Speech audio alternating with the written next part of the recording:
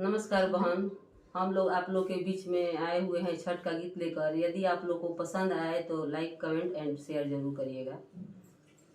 कवनाई मास के अंजोरिया व्रत कवन बामा, व्रत कवन बामा काई लगी करे व्रत सखिया, काई पूजा के सामान, काई पूजा के सामान।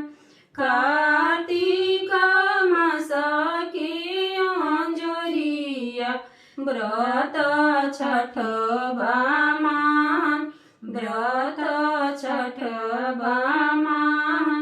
फल फूल घिवाय अगरबत्तिया इहे पूजा के सामान, इहे पूजा के सामान।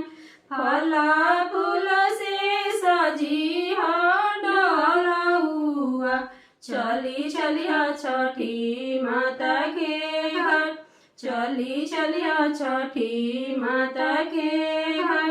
सूरज बाबा के दी हो रगिया, छठी माता के दी हो जरू, छठी माता के दी हो जरू।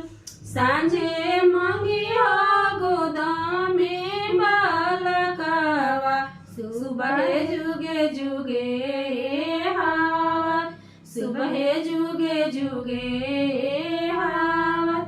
तम तप मिटे पाप सखिया, पूरा होला यार मन, पूरा होला